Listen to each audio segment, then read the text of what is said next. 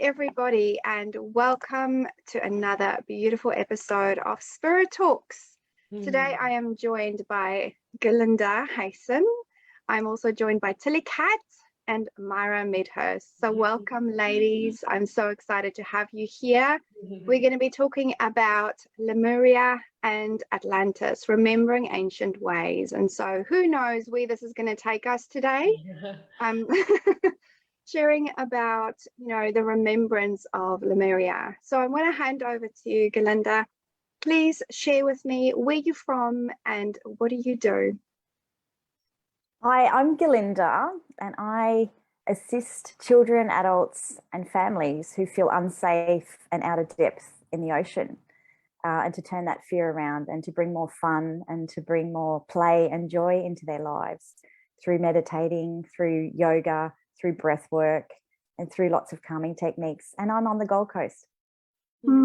Beautiful. I love that, because so many kids feel very disconnected, especially if there's a fear around water. So what a beautiful thing to be able to gift people. That's amazing. Even adults, adults as well. I know that I have a fear for the ocean because I nearly drowned in this lifetime. And I'm sure I've drowned in many other lifetimes, but there's definitely a deep fear. So I have a lot of respect for the ocean. Thank you for sharing that. Cat, thank you. Where are you from and what do you do, my love? So I was born in Ireland, and I left Ireland when I was 18 and went to England and traveled around the world and ended up in Australia 22 years ago. So this is my home now. I have a little boy here. So basically my memories come from very earlier on when I was a little baby. I had a reoccurring dream, and I've since kind of went into my cache in the last probably 10 years and discovered where that dream led to, and it brought me back to Lemuria and Atlantis, and a lot of memories have been flooding specifically in the last 10 years. So that's so what I do. I know I'm back here. I remember being told I had to come back here, so I'm back here on a mission to try and raise the vibration and to unveil the deception that this frequency gives off, so that we can raise the vibration and change the frequency and bring it back to harmony. So that's where I'm at. Beautiful. I love that, unveiling the deception. Oh, that's another subject all on its own, but we're not going to go too much into that today. I love speaking about that. We are here ultimately to raise the vibration through this conversation as well, and help people activate their remembrance of Lemuria and Atlantis as well, so that their gifts and their magic can be activated and they can share their genius and their beautiful magnificence with the world as well, even if it's just in their families, or if they're light leaders, light workers, guides, star seeds, whoever you are. If you're listening to this, and actually if you want to ask any questions, feel free to ask us questions today. So Myra, tell us where you're from and what do you do, my love? Yeah, good morning, Natalie. Thank you so much for this opportunity. Good morning to the other ladies and the other listeners. So yes, my name is Myra Medhurst, and I'm actually the founder and owner of an ascension sanctuary on the Sunshine Coast, Australia. It's called Temple of the Priestess. And I also founded an online educational platform called the New Earth Academy. And it's where Ascension gets to meet Enterprise, where the New Earth visionaries can really step into their leadership roles now. So for me, I've had a couple of really profound experiences. Early on at the age of 4, it was the year of 1986, and my family had a fancy dress party going on because of Halley's Comet was flying over Australia. And so I was 4 that year. And I remember being at the front of the driveway, looking into the night sky, looking for this comet. And I had a really, really profound experience that evening of just knowing that there was so much more to life. There was so much more going on than just our physical bodies having this experience.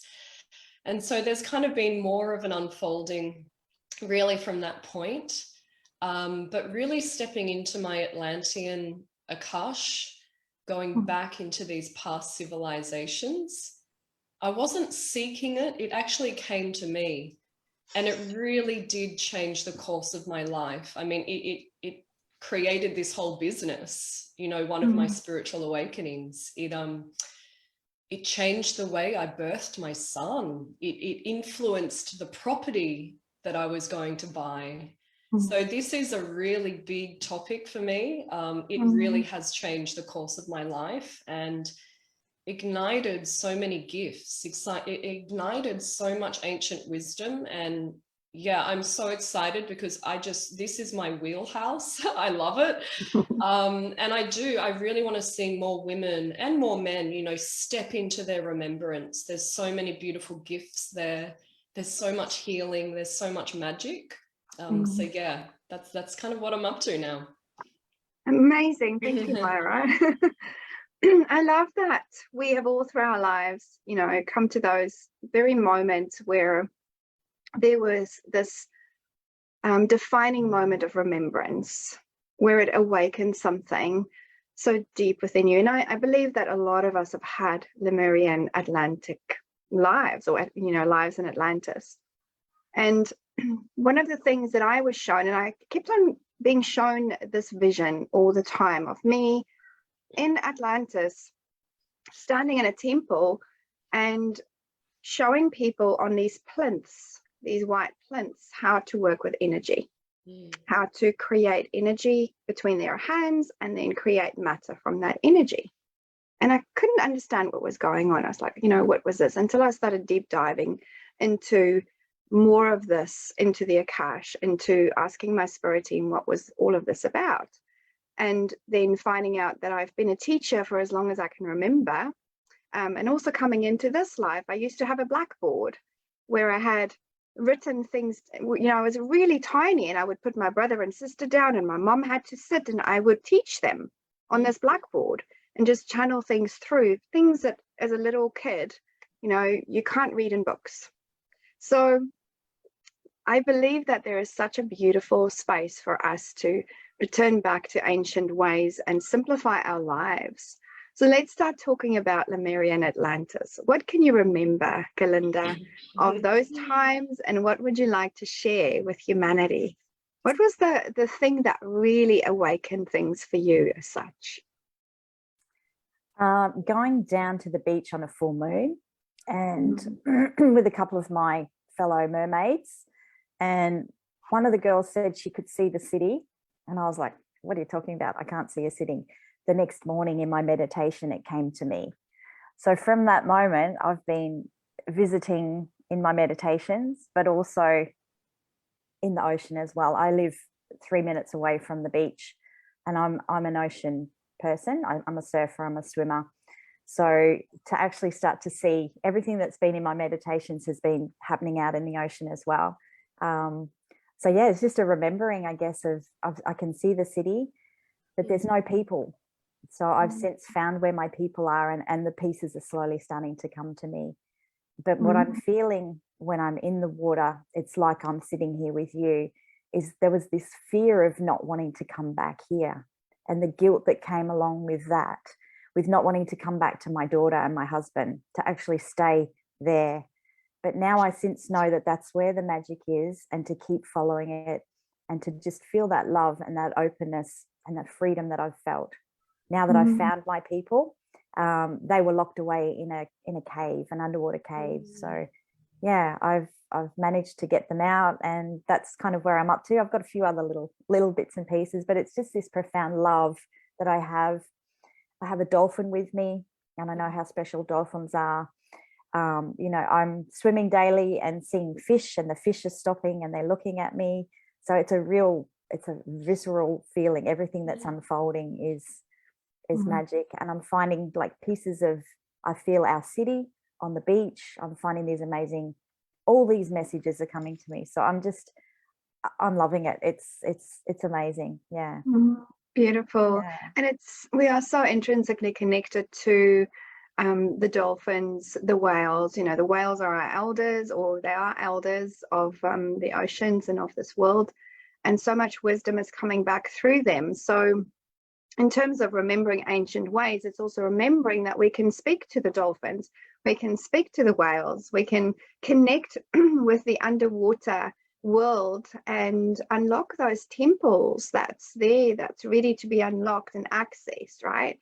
And so it's interesting you say you're talking about your people. So tell me a bit more about your people. What have you found out about them? So my people have been locked away. Mm. So the city's fallen and there's nobody there. Yeah. And I was alone swimming, looking for people. And I felt this presence, which turned out to be the dolphins. So yeah, we swam for a very long time. This has taken months of swimming and finding nothing. And then we've just recently found a cave. So these people have been locked away. They're fearful. So I guess I'm wondering whether there's no coincidence. There's a lot of fear in what's going around at the moment. And perhaps even, you know, all the rain that we've had, especially here in my area for the last, earlier on this year, like almost 5 months worth, whether history is repeating itself and the city has fallen. And look at the areas that are devastated here that just break my heart, so close to me, where people have lost everything. So it's kind of like this such a similarity.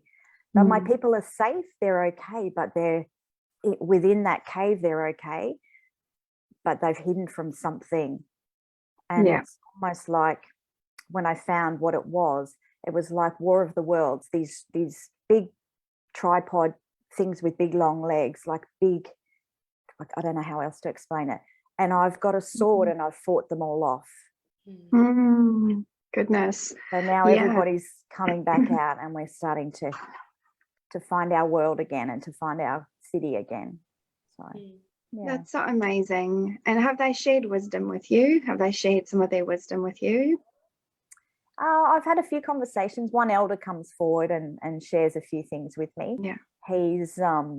He's pretty much just like, you got to save us. And I'm like, no, I can't save you. I can't save you. We can save each other. What I have, you have. Let's connect into that and let's help each other out. So yeah, it's very simple, subtle messages, but I'm sure there's more coming. Yeah. Yeah, beautiful. Thank you for sharing, Gerlinde. Thank you. Magical. Tilly Cat, tell us about your experiences and what you remember about those ancient times, please. Oh, so look, I'll start with from when I was born. From the minute I was born, I had a recurring dream. I knew I'd come from somewhere and it was traumatic.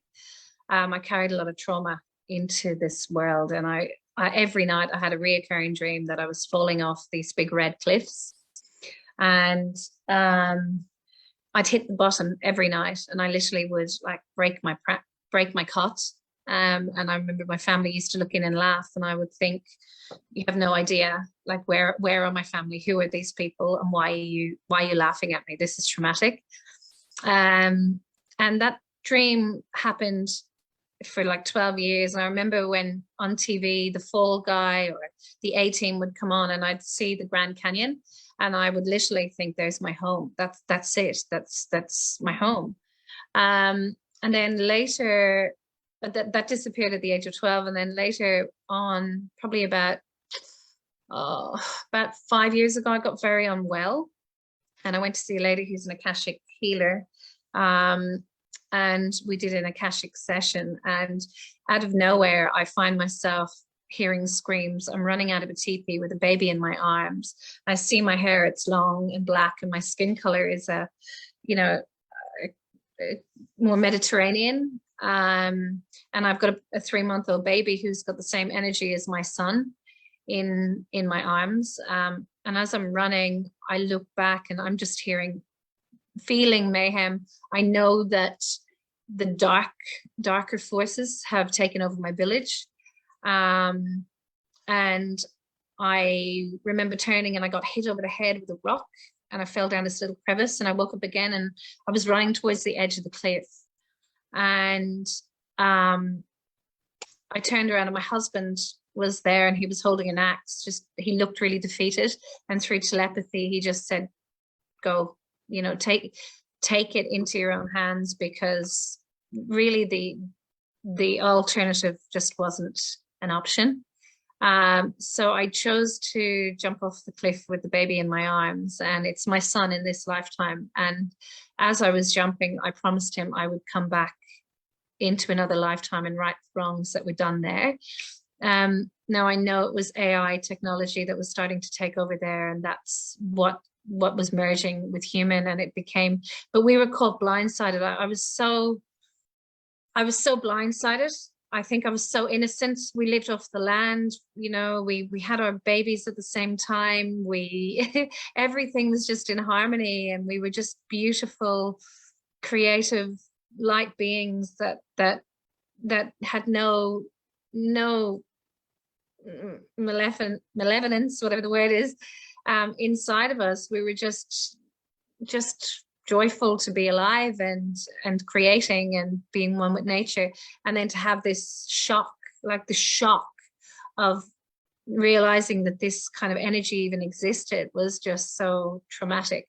And I feel like I carried a lot of it into this lifetime. But I've since been back to Atlantis as well, where I've woken up on a slab, and it's a quantum slab, and my soul family surrounds me there, and they welcome me back and call me Christina. And my son is there, he's 23, and it exists in another frequency. It's not gone, it's definitely still there. And I believe we're in a frequency, and all these places exist simultaneously. And they showed me that I have an ability to transmute fire to water. I literally have like laser beams that come out of my eyes. And my job is to kind of protect the children in this lifetime, to really expose the things that are happening, especially in the Catholic churches. I've been doing a lot of grid work on the churches, on the chapels and the big, you know, especially in France, actually. So that's kind of my job in this lifetime, is transmute fire to water. And yeah, it's very quantum there. There's a Merlin-like gentleman who does a lot of healing there, puts us in healing chambers and helps us as much as he can. And look, I said to them, why am I there? What's going on? And they literally went, you chose this, you know, you wanted to go back and have this experience. And I'm like, I turned around to my husband and I'm like, why don't you come with me? He goes, no way, I'm not going anywhere. Yeah. This is you know. So they showed me, like, keep your head down and just do your job. They showed me a girl in an office walking past all the staff who were, you know, saying hello to her and keeping her head down and just getting on the computer. They were like, just get the job done. It's nothing profound, just get the job done. So it always feels really intense while we're here, but then when we go back there, they're just like, you know, you're the only one that takes it so seriously. So so yeah, I know they're there, and I've the feeling of just being around them. And the temples are so beautiful in that, like, there's water in between where we walk, and the big sandstone pillars, and you know, it's beautiful. And I know they're still there, and I know when I leave this frequency, that's where I end up. It's not such a big thing. That's kind of my home, where I return back to. So I have the kind of the Atlantean memories, but I also have the Lemurian. So when we say the fall of Atlantis, I'm still a little bit confused, because for me the fall was when the cliff incident happened. But I was Lemurian, so I'm still trying to figure that one out. And that's kind of it. Yeah. Amazing that you know, and I feel so many souls have come back to do work for a specific soul mission. And for those of you that's listening out there, you know, this might activate a lot of remembrance and also a lot of uncomfortableness within you, because we are actually in the moment also healing the woundings from that time, Lemurian times, Atlantean times. And a lot of what is happening now is kind of similarities in the playing out of what is going on and what was going on back then, right? So I feel that, you know, if this is awakening something within you, please feel free to comment or ask some questions whilst we're on this talk, because obviously we want to hear from you guys as well. But yeah, Myra, thank you for sharing your story, Cat. Myra, please share your remembrance, and you know, of you specifically talk about Atlantis as such. So Were you in Yeah. Lemuria as well, or can you just remember So that's Atlantis? kind of, yeah, thanks, Chili Cat. And I really resonate with just the connectivity for me was just a standout feature. It was a remembrance of being completely connected to the cosmos, the animal kingdom, the crystalline kingdom, the weather, the seasons, architecture, mathematics, music. It all began to take this unified consciousness, this unified field. And that was a really standout feature for me of when I really stepped into my Atlantean Akash. Now, for me, Atlantis and Lemuria are very different civilizations. They have a very different rhythm. They have a very different fragrance in the air. It's just such a different experience for me. So I talk about them quite separately, but I understand why we pack them together, because they both are past civilizations, just as we have the past civilization of Egypt. So it's not very much a big stretch of the imagination just to go a little bit further back in time. And you're right, so many people now around the world are getting triggered in their Atlantean Akash. And it's designed that way because there is a lot of trauma. There is a lot of pain. There was a lot of destruction. And I think that might kind of trip a little few people up when they touch into Atlantis. You know, we kind of, well, I know I did. It was this fantastical, mystical kind of dreamland that I kind of saw in the movies. And when I kind of got into the nitty gritty and the truth of it, it was like, oh, okay, this actually took me by surprise. I wasn't expecting this destruction, this deception. Being blindsided is a great word. That's exactly what it feels like for me too. And when you are living in harmony and you're highly sensitive and you believe in the beauty and the magic of the human consciousness and spiritual evolution and our connection to divinity, when you really are truthfully living from that place and you get blindsided, it's very shocking. It's very abrupt and it runs a bit of havoc in your system. So I think, you know, now we are playing out these themes because it's Earth's attempt and humanity's attempt to bring resolve to this, to heal it and to, I guess, stabilize and neutralize some of that pain and that grief. For me, there's a lot of grief and sadness and rage around Atlantis. So that was like a surprising discovery for me. And then Lemuria for me is entirely different. This is the world of the oceans, the water, a very matriarchal system, was all feminine led. The wisdom of the whales and the dolphins really come into play there, and even our star nations, they really start to play around with the contact into Lemuria. But again, Lemuria for me had the features of connection to the land, connection to the oceans and the seasons and the currents. And then you've got all those beautiful discoveries, you know, about telepathy, teleportation, bilocation, instantaneous healing, you know, all of that magic really starts to, so I kind of call this, you know, I call it coming online. And so all of this wisdom is actually kept in our DNA.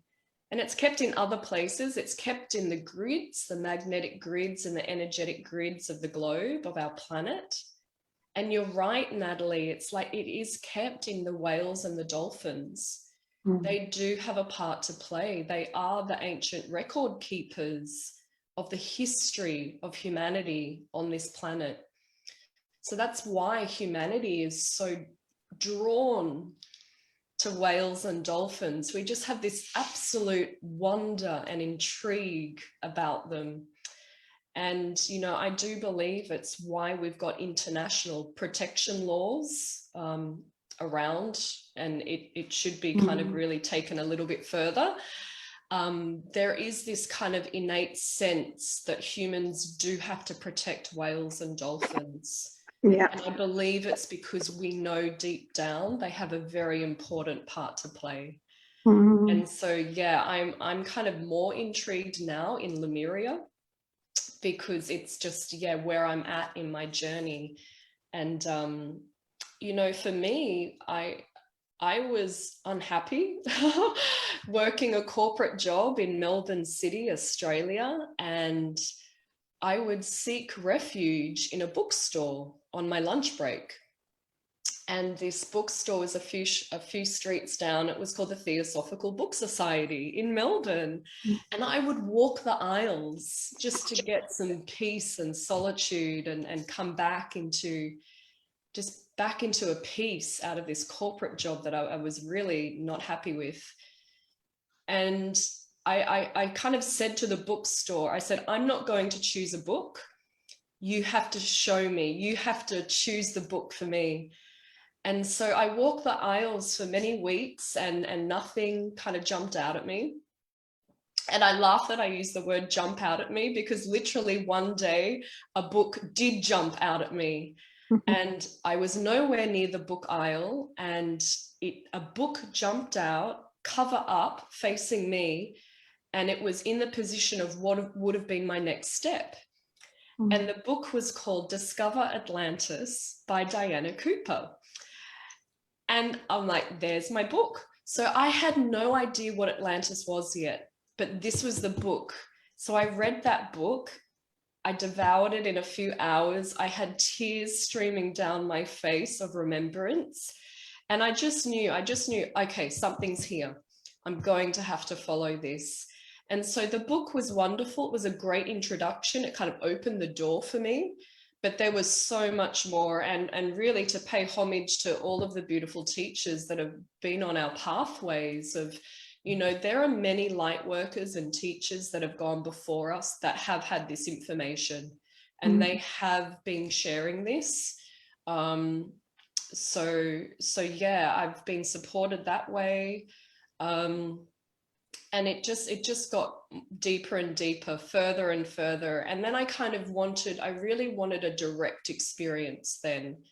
I kind of let the books go. I let kind of the workshops and listening to other teachers go. And I really wanted to get to a point where I'm like, okay, I know I've got this inside me. You're going to have to give me something more now. I want a direct experience. I want to feel it and know it for myself, what my life was like. I was reading about other people's lives, their remembrances of Atlantis, and I'm like, okay, that's really well and good, but now I'm like, I want my direct experience to come back online in my own body, in my own remembrance. Because really, you've got to understand is that, you know, if we were now to ask a person, you know, what is it like to live in 2022?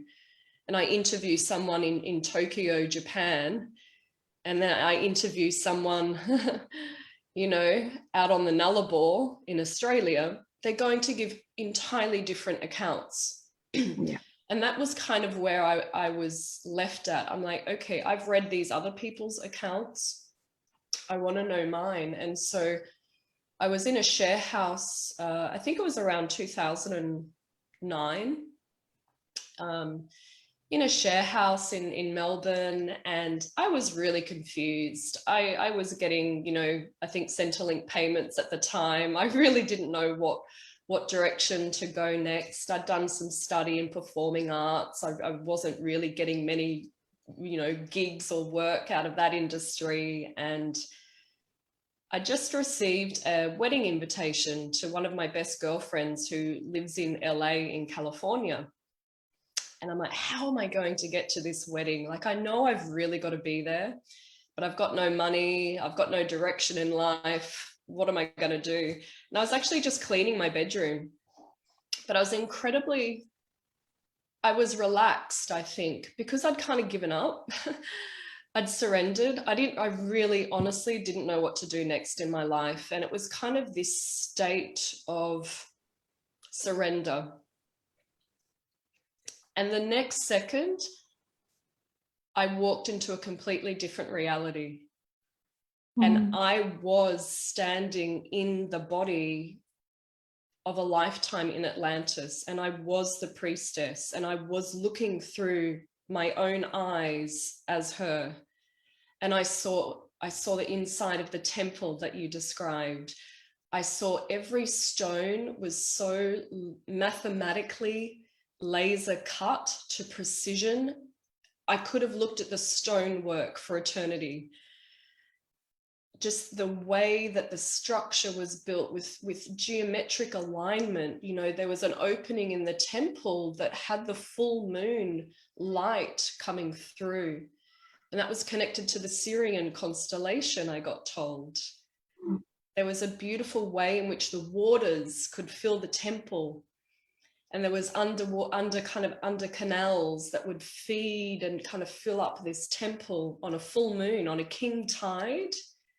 And then the dolphins would come in, and the dolphins were part of this kind of energetic grid. And I saw all this, and I got a massive download, a complete remembrance. There was teaching around birth, around the sacred mysteries of women and our power, our authority, our innate intelligence. Yeah. It was really profound. And the whole experience would have been no more than 3 seconds. But I could write volumes and volumes of literature on what was downloaded. So for me, I call that experience a real soul remembrance. I call that a real stepping into your human Akashic, your human DNA. And so it's not a splice of information. It comes absolutely and totally through every cell of your being. And you have a complete knowing, an absolute knowing that what you are seeing and feeling is your direct experience. And so this is what I'm really interested in, is I really want women and men to have their own direct experience and remembrance. But, you know, after that experience, I jumped online because I saw this vision of people giving birth, or women giving birth, with the assistance of dolphins. And so I jumped online. I was like, whoa, I just Googled women giving birth with a dolphin. I'd never heard of this Google before. Oracle knows everything, yeah. Yeah, I'd never heard of this before. And there, lo and behold, there came up a beautiful man, a Russian, over in the Red Sea, and I began to study his work. He was documenting hippie groups that would go to the Red Sea. And they went there year after year after year to just be in a natural environment. But get this, the dolphins in the water would come back every time this hippie community would come. And they just wanted to birth. They just wanted to birth in the waters. And so year after year, the dolphins would actually begin participating, getting closer and closer. And so that's a real big kind of ancient wisdom there for us to continue to unlock and unpack. But I saw that. And so literally that experience, I'm like, I need to be around women that birth. And I had no inkling to be a nurse or a midwife. I knew I couldn't study in the traditional university system. And I'm like, what's the next best thing? And I'm like, I can be a doula. But I didn't know what a doula was. But I literally just, again, Google, put in women that support birth that don't need to be a midwife, you know. And so the word doula came up. And I'm like, I'm going to do that. Yeah. And I was living in a suburb called Armadale at the time. And this is just like how it can really shift the direction of your life. Is I just put in, yeah, I'm not going to study to become a doula in the medical mainstream way. It's going to have to have a bit of a spiritual element for me to be interested in it. Mm. And I don't know what I searched next, but I found a few suburbs away in Hawthorne in Melbourne, a school called the International College of Spiritual Midwifery. And I was like, that's where I need to go. Yeah. So I'd catch the tram there and I began studying to become a doula. So it's just interesting. I mean, I don't do that work anymore, but this is what this Atlantean and Lemurian Akash can ignite in us again, is this deep wisdom. Yeah. So beautiful. Wow, what There's a so much more to journey. share, Natalie. It's crazy. This Thank is you just a so snippet much. of, what can open up in someone's life when they tap into this world. Absolutely.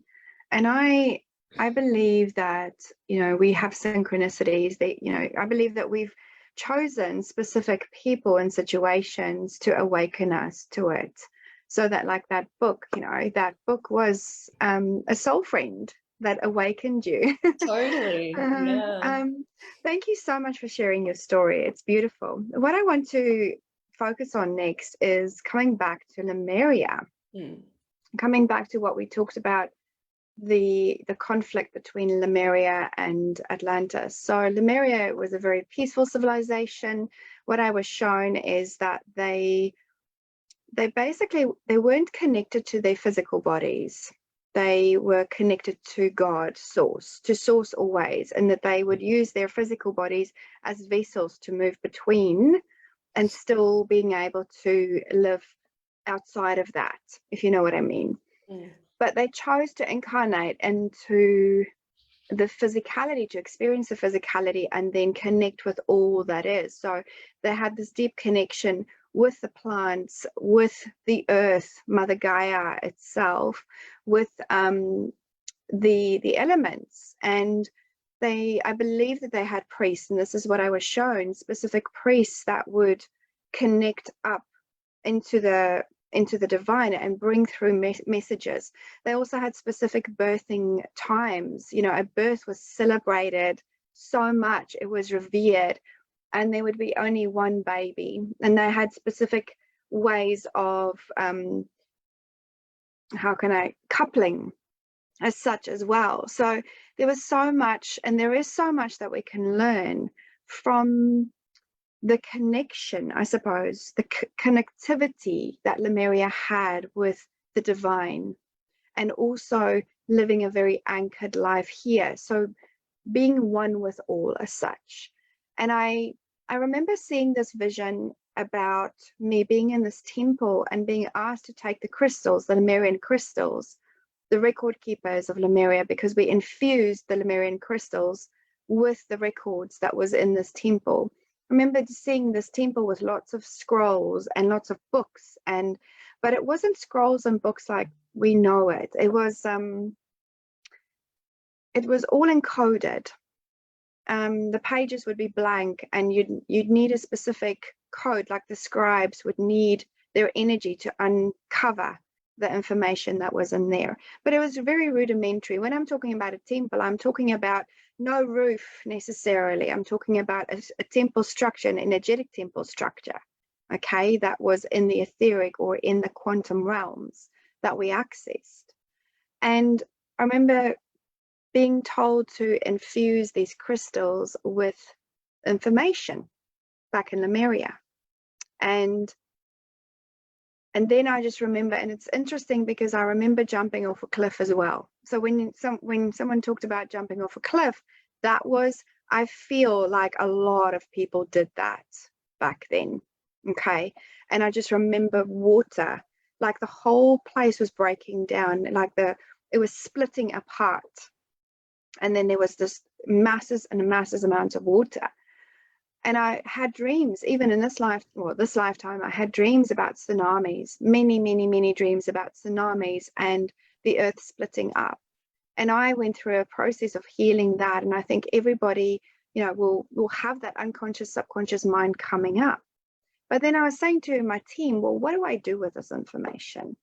How do I access, or what do I do with this? And they went, all you have to know is that you've been in that place in space, right? And that you can access the ancient ways. You remember the ancient ways. So bring those ancient ways back into this modern times, into the civilization, to simplify life. It's not to make life more complicated, but to simplify life, because the Lemurians lived very simple lives. They lived with each other. It was very community based. They would do everything together. They telepathically communicated with each other. And, you know, based on your experiences and things like that, you can probably tell us more about that. But what is apparent is that the powers think that they're the powers that be. They don't want us to remember. And this is where the work comes in, like with Tilly Cat, where she is shining a light on the darkness. She's shining a light on those things, the technologies, the information that is available to us, right, from the divine, which has always been there. And it's like when we peel this matrix away, we can access it all. And yes, there are nefarious things that's going on, and there is tunnels under the ground, and there's all sorts of things, technologies that's been kept away from us for a very, very long time. And yes, there's AI interference, but, and this is interesting, Spirit's just reminding me about something. I was lying in bed last night, so I have to bring it up. They said to me, no machine can ever replicate organic technology. No machine, not one bit. It can't even comprehend the magnificence of us being or working in our organic state, in our spiritual state, through God consciousness. We have all the alchemy within us. How can a machine replicate that? It won't happen. So this is what we're working towards, keeping that organic technology now, remembering ancient times, bringing them back into play in our new earth. So, Gerlinde, Tilly Cat, Myra, what have you got to say about all of this that I've just shared? Any of you, just go. I'll jump in. Go. I feel at the moment, telepathically being able to talk to the wind or talk to the sun or talk to some of the elements around me is becoming more apparent. And even I play little tricks just to see if it is actually working. Like the other day, it was, or 2 days ago when I swam, it was hideously windy and I didn't want to actually get in the water. So I sat there and I said to the wind, I said, you know, I need to get in there. I want you to back off, and I'd like to, and it just all calmed down. And I said, thank you very much. I went for my swim, you know, did my little thing that I do under the water. I hear singing and, you know, just connecting the way that I do. And then when I came out of the water, I got dry, and then the wind picked up again, and I just said, thank you very much. And I left. So I have these little games that I like to try and play with communicating. I'm actually doing it with some friends at the moment, just to telepathically. So that's what I'm playing around with at the moment, and just teaching people that the wind is me. I'm the wind, and not to, you know, I can just talk to it and really freely ask for it just to back off for a moment.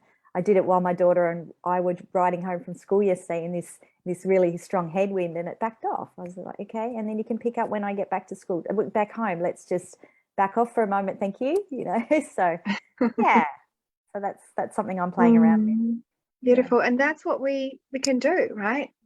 So as an alchemist, and this is in my next program that in energetic arts and alchemy for light wizard, truth seers and mystics, modern mystics, this is what I'm bringing back. I'm teaching people how to activate that connection, the alchemy of God, and helping them understand that, you know, or activate the telepathy, amplify the telepathy within them, helping them to work with the elements again, the periodic table, but not the periodic table like you know it now, ancient ways of doing it, right? Being able to connect with plants and speak to plants, the weather, not manipulating the weather, co-creating with the weather. Those yucky people out there, they manipulating the weather. You know, look at what's happening in Australia, New Zealand. This last week, we've had a storm here that I cannot tell you, it was so artificial. There is no way that the storm could have been a natural storm.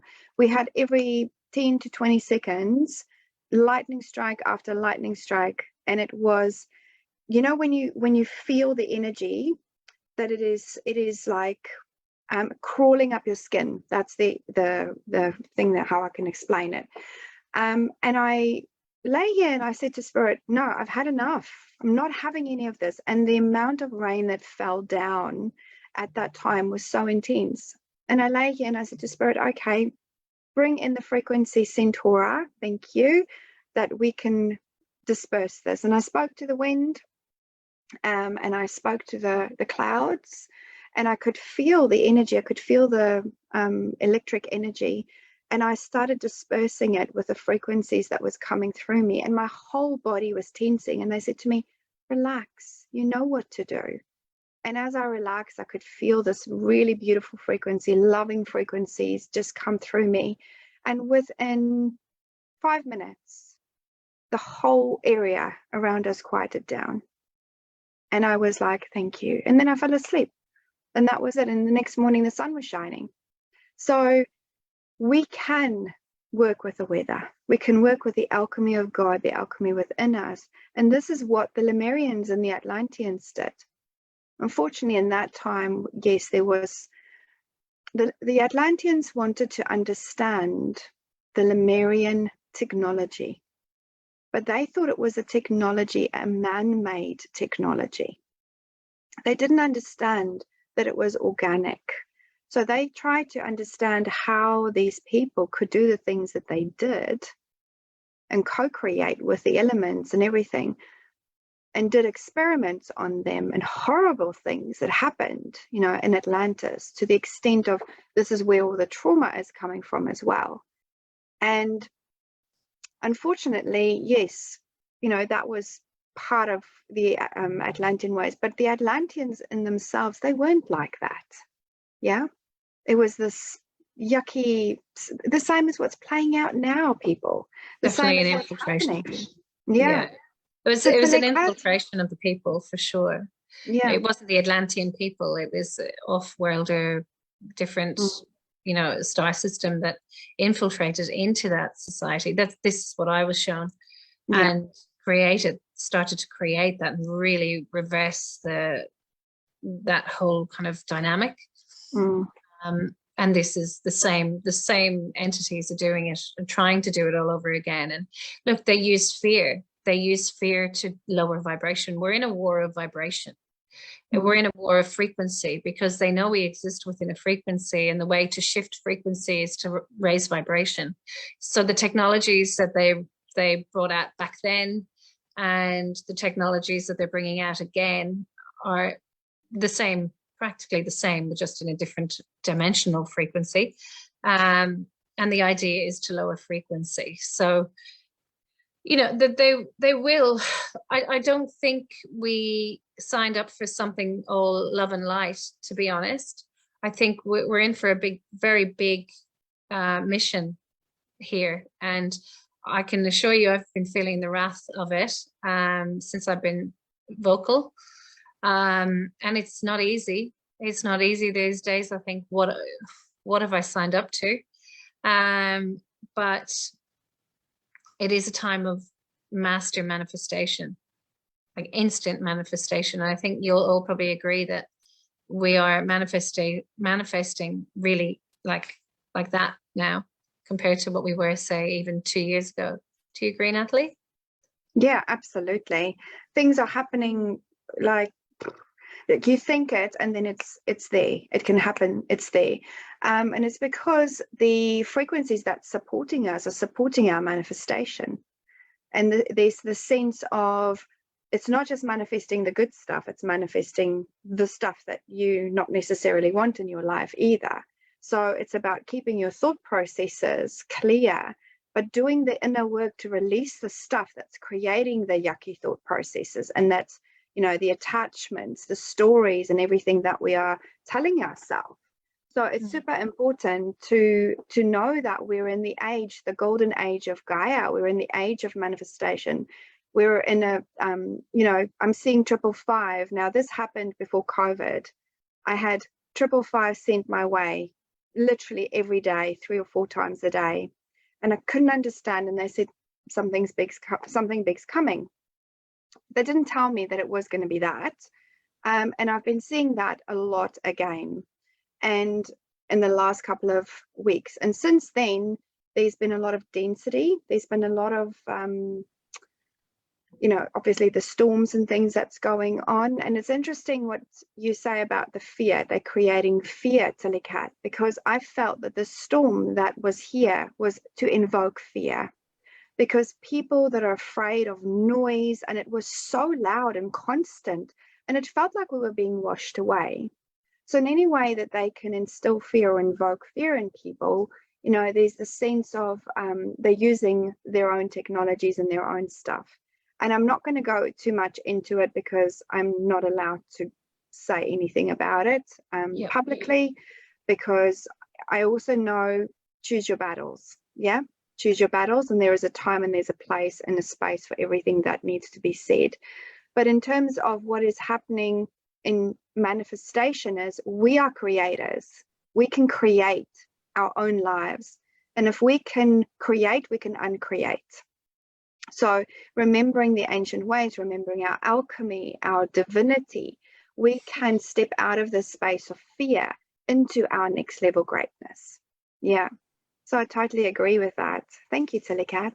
Myra, what do you have to say about this, love? Yeah, just going back, I really about, you know, speaking of that connectivity to the land and in Lemuria, and I really have to bring in the Indigenous Australians here, because this is something they have been teaching us and holding this frequency and holding this wisdom for so long. And I honestly do believe they have so much wisdom from Lemuria. Yeah. Or like the practices or the trainings or the teachings and the understandings. Yeah. So I think there's like a really big kind of pathway there for not only the people of this country, Australia, the Maori in New Zealand, but, you know, this is for people all around the world to really connect back into the Indigenous of the land. Because I do believe they have been the wisdom keepers for so long around this sort of way of living, of being in harmony, being unified. Totally. Yeah. So, you know, I think there's a lot for us to still really grow in those areas. Yeah. But yeah, Lemuria for me too is this, it's really represented for me when a woman falls pregnant. And she's growing the child within her womb. So the child, the unborn baby, is surrounded in water for 9 months. This is very symbolic of Lemuria. So where we are connected, where all of our needs are met by the mother, all of our needs were met in the time of Lemuria. You're right, that connection with divinity, when you know you're just one, and you're just kind of swimming around in this liquid light way. That's kind of where I go with Lemuria, and then kind of coming out and getting hit by the light of the day. That's for me very representational of us going into the Atlantis then, and going out in the world, having this external experience of what it means to be in physicality. Yeah. As a soul. But Lemuria is this really watery world, yes, of being in oneness, but being so connected. And I really think you're right. That's kind of what it's been like for me, is also having physical form if we chose to, but we didn't have to be in that density if we didn't want to be. It was more this, kind of flow, this real liquid light is what I get. And I have had kind of interaction with one of the beings and she's just grand. I mean, she's bigger than 3 planets. Mm. And her name, with our English language, she's known as Akwala Awala. Now, I can't say it in her language, but it's this real starry being as well. So that's kind of, yeah. Lemuria is beautiful. It's so beautiful.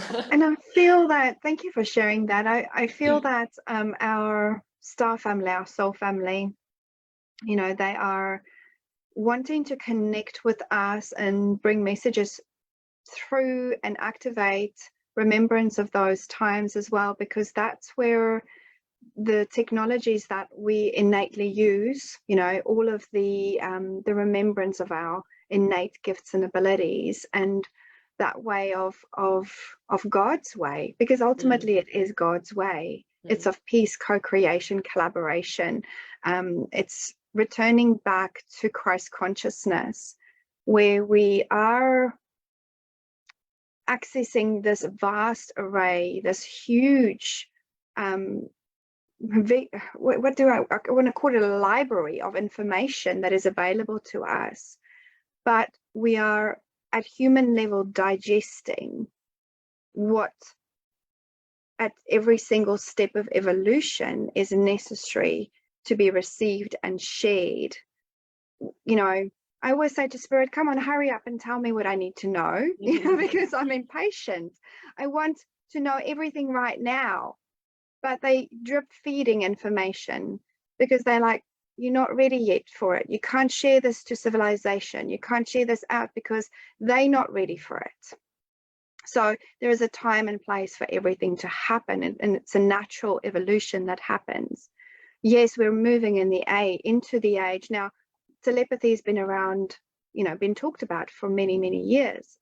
But the older ways, the technologies, the spiritual sciences are coming back now into our new earth, not just as party tricks. Okay, they're not party tricks. They're here to truly help humanity rise into higher consciousness and step into their own abilities and their own God consciousness and access that divine spark within them, so that we can create a better world for ourselves. And the more, and this is what I've been shown by Spirit as well, that the more we rise, the more we access, the more we learn, the more we know as well, the more we rise into higher frequencies and have access to higher frequencies and information. Yeah. So for those people out there that's listening, that's like, well, it's great that you guys know all this information, but how do I access it? What would you say to them? Relax. You have to have a relaxed nervous system. And this is why they do this. This is why we're living in this addiction of busyness. Yeah. So it's kind of presented that way, that we must keep up with the Joneses and whatnot, and we're just on the hamster wheel going nowhere. So if humanity actually just relaxed and took a breath, and paused. Imagine if we all just paused globally together in the same day, in the same moment. What happens to the body system is that your nervous system will relax, your higher self will want to come online, your DNA will want to open up and relax and expand and share all this profound wisdom with you, because we're actually designed that way. The human body is actually built with this mechanics. We're built for ascension. We're built for healing. We are built for evolution. And so humanity actually need to relax and chill the F down. Yeah, I think seriously, the breath is very important. Yeah. You know, because for someone, we're used to meditating, we're used to connecting, we have that, and we forget that the majority of people don't actually have that, in a sense, gift. They have it within them, but they don't know how to access it. So if anyone's starting out and you're constantly hearing go within, what does that mean? You know, to someone who's not understanding of what go within means, it's like tell me what go within means, please. I remember the frustration of being told constantly go within, and I was like, what do you mean by that? Can you just show me, tell me? But I would start personally with the breath work, just breathing 5 in, hold for 5, breathe out for 5, hold for 5, and just continuously do that until you get to a state where you're hardly breathing. You know, you won't even know you're not breathing, but you get to a point where you're literally not even taking a breath. And that's when, if you can focus your attention to your pineal, then you can start to access. You will, for me personally, I literally see like the black hole open and light come through, and then the story unfolds. So that would be my suggestion to anyone starting out, is just breathe, just put yourself in a still position, and your mind will wander. And that's okay too. Don't beat yourself up for that, but start with breathing. There's plenty of beautiful Akashic even meditations on YouTube that you can follow that will take you on little journeys and guide you through that. And for me personally, it was really great doing an Akashic session, or a QHT. Is it QHTT? I always get the letters. QHHT. QHHT, there you go.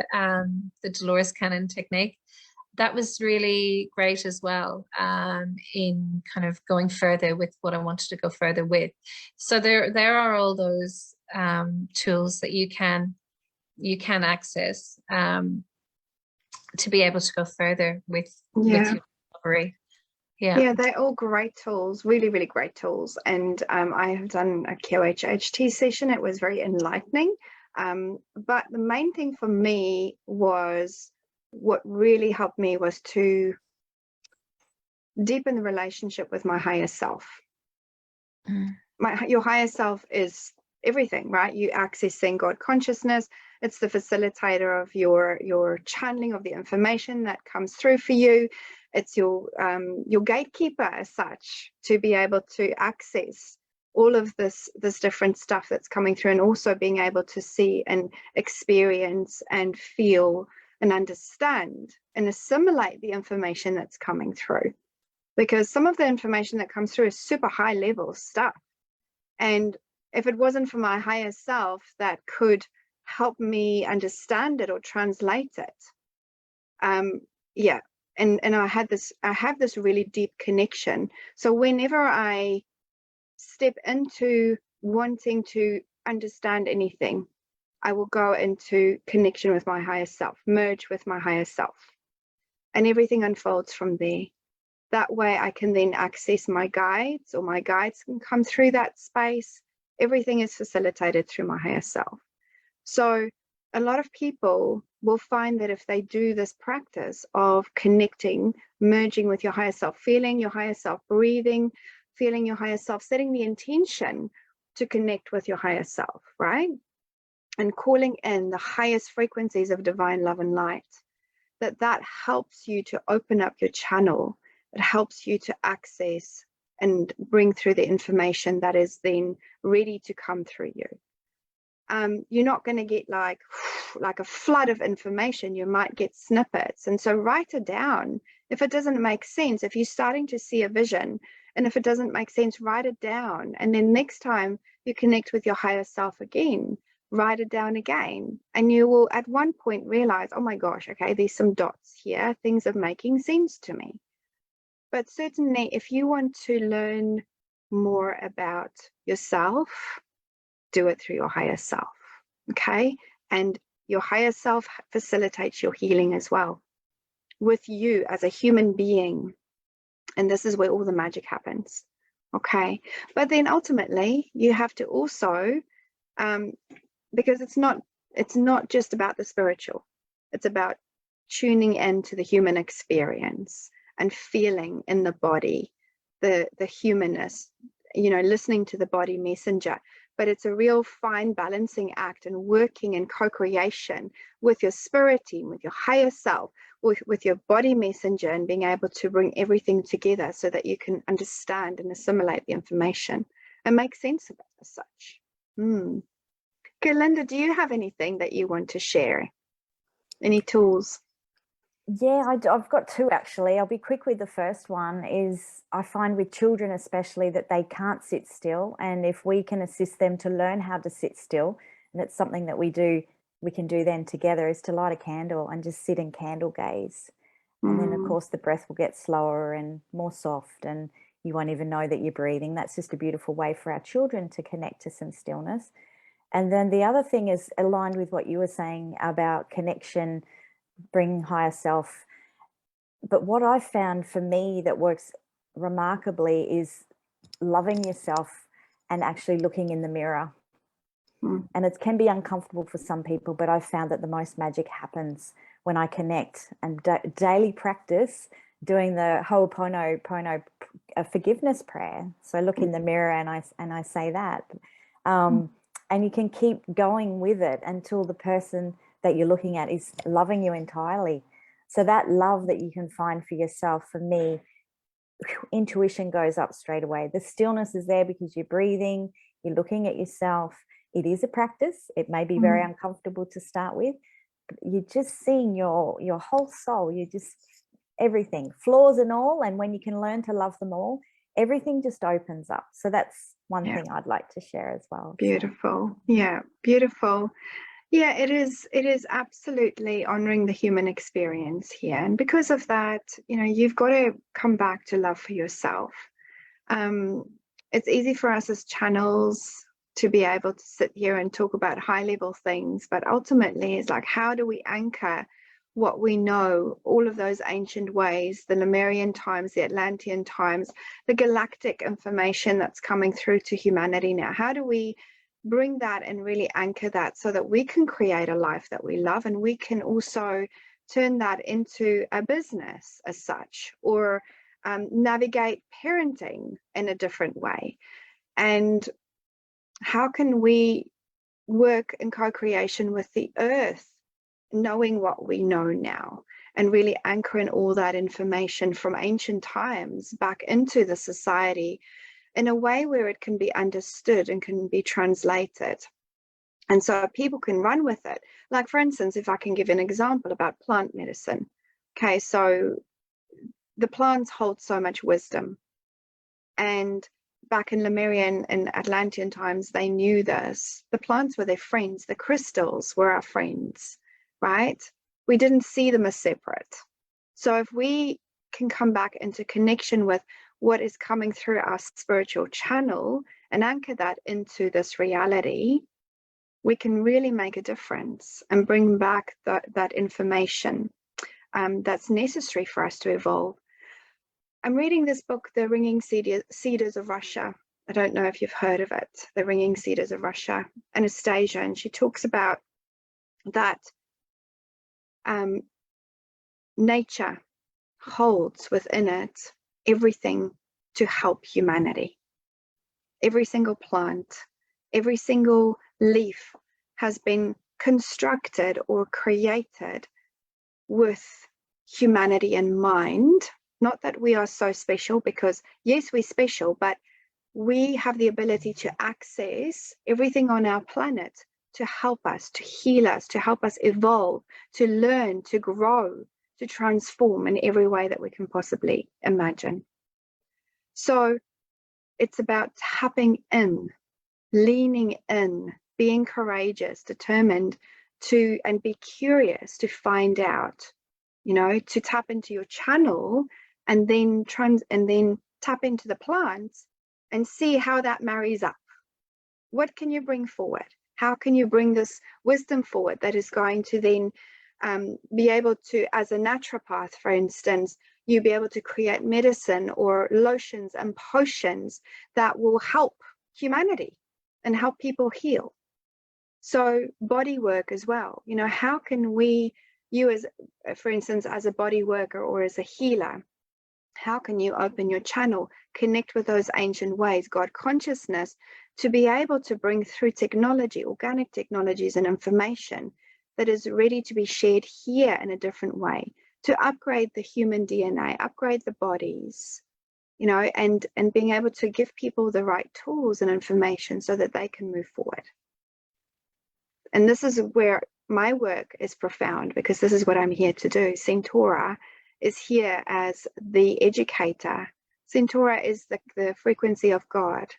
It's the creative frequency of God. And through this frequency, I access all of these different frequencies of information. And sometimes it feels a lot. But I know that it's time.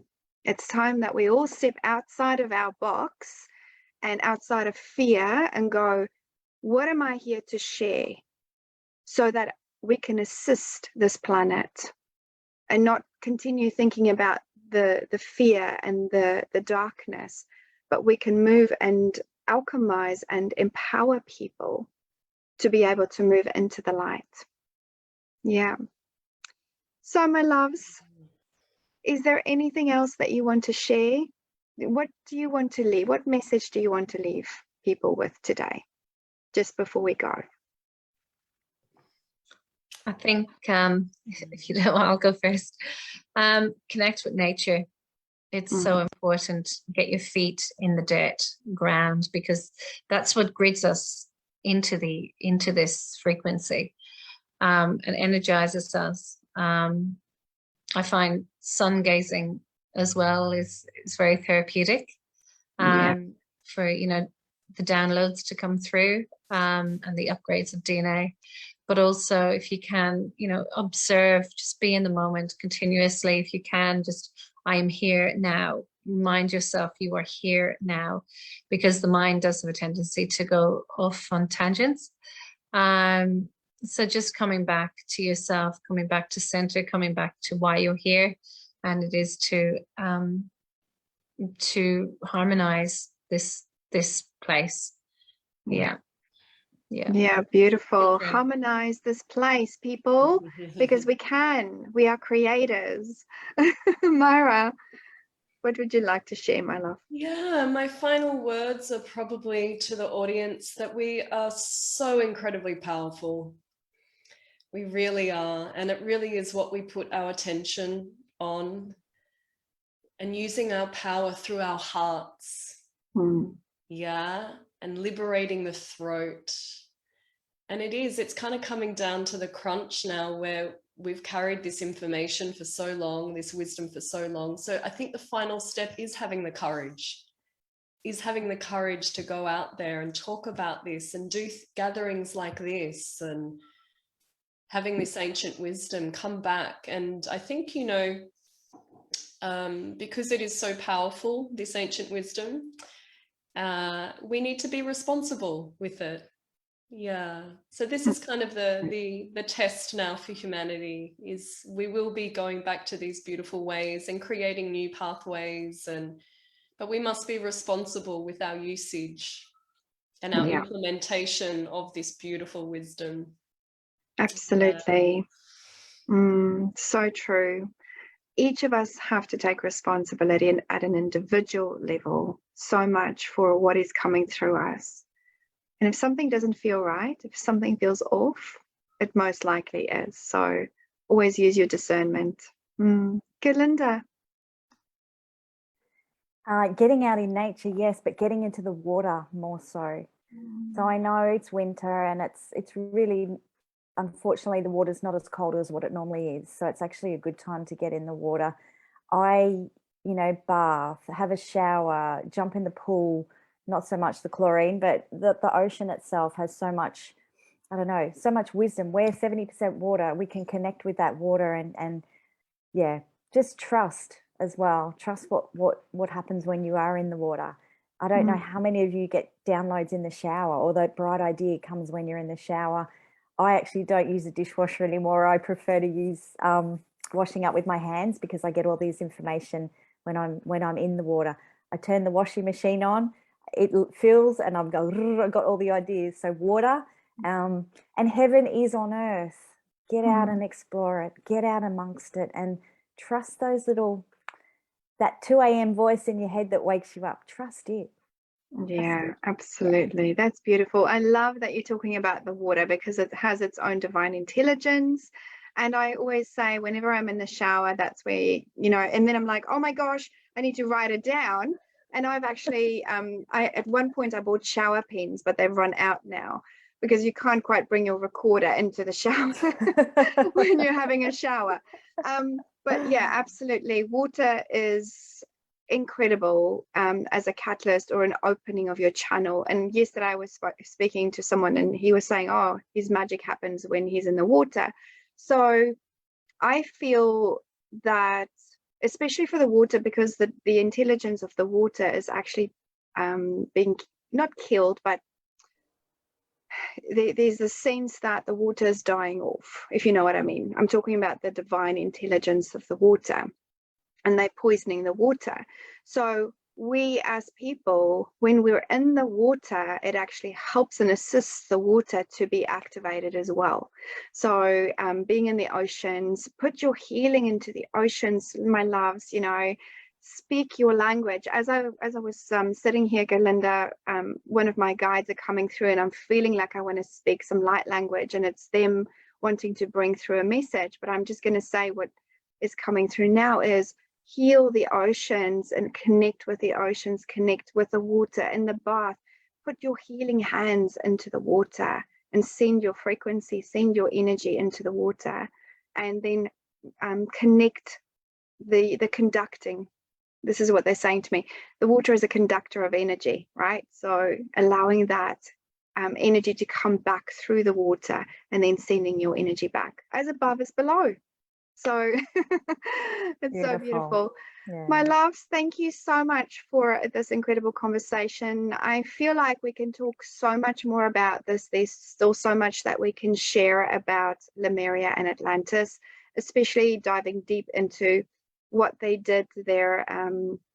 So perhaps we can come back after some channeling sessions and share more about it. Definitely, when you talk about Myra, the mathematics of it, when you talk about the, you know, the sacred geometry and all of that, there's no way the pyramids were built by people in that way. So that is technology, ancient technology.